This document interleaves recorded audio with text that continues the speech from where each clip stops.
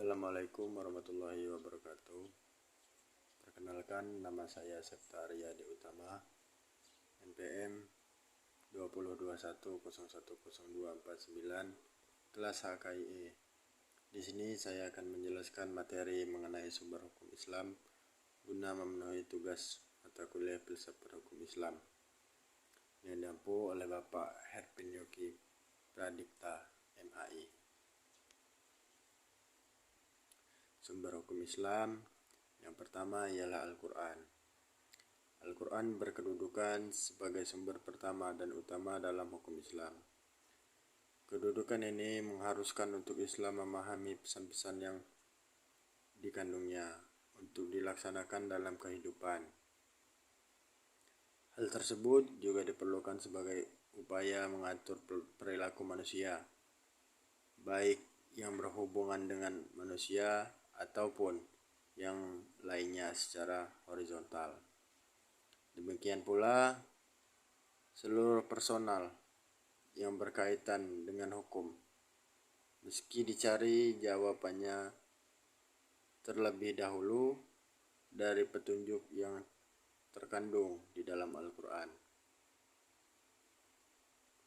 Argumentasi yang menyatakan bahwa Al-Quran sebagai sumber dalil pertama yang utama ditemukan dalam penjelasan Al-Quran.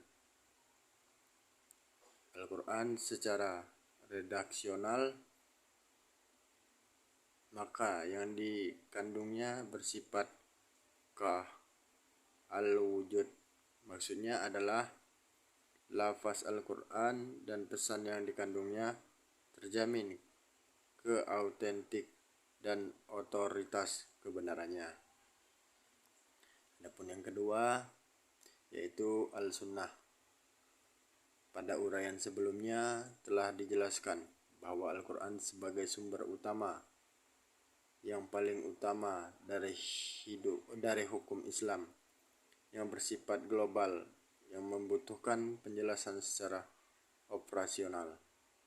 Nabi Muhammad SAW sebagai penyampai ajaran Al-Quran diberikan otoritas oleh Tuhan untuk menjelaskan lebih lanjut apa yang telah diwahyukan kepadanya. Dengan demikian, sunnah baik dalam bentuk perkataan ataupun perbuatan maupun dalam bentuk takrir berkedudukan sebagai sumber kedua setelah Al-Quran. Kedudukan Al-Sunnah sebagai disebutkan di atas berdasarkan argumentasi bahwa secara normatif ditemukannya Al-Quran yang menyeluruh untuk taat kepada Rasul. Adapun hal yang ketiga, akal dan proyeksi ijtihad. Pengertian akal menurut Al-Quran lebih khusus. Menurut pengertian para Islam yaitu bahwa memerhatikan alam sekitar dengan otak, yang dimana otak adalah organ tubuh manusia.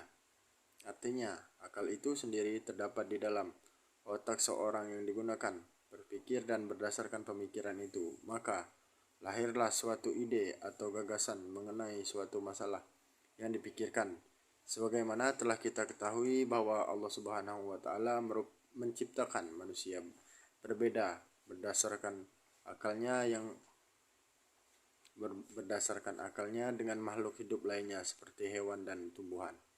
Berdasarkan perspektif Islam, peran akal dibagi menjadi dua, yaitu memahami nilai-nilai ajaran agama.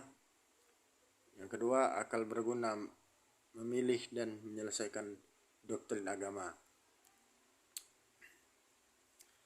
Adapun hal yang ketiga, akal dan proyektif ijtihad.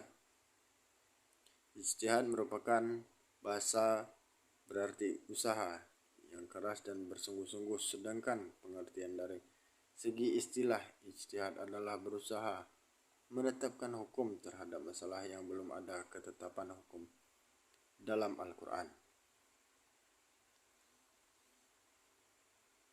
yang dilakukan dengan secara cermat dan dipikirkan, yang murni cara berpedoman pada aturan penetapan Al-Quran dan hadis.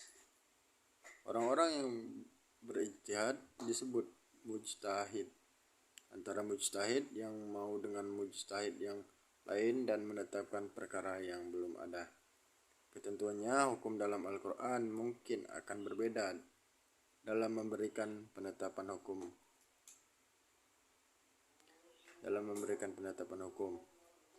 Ijtihad diterapkan dengan beberapa cara, antara lain ijma dan qiyas. Ijma adalah kesepakatan para mujtahid pada suatu masa setelah Rasulullah SAW wafat terhadap suatu masalah, sedangkan qiyas adalah menetapkan hukum dengan cara menghubungkan suatu perkara yang sudah ada ketetapan hukumnya terhadap masalah lain yang dihadapi dan belum ada ketepatan hukumnya, sedangkan antara kedudukan sama-sama memiliki sebab yang bisa disepakati. Sekian penyampaian dari saya.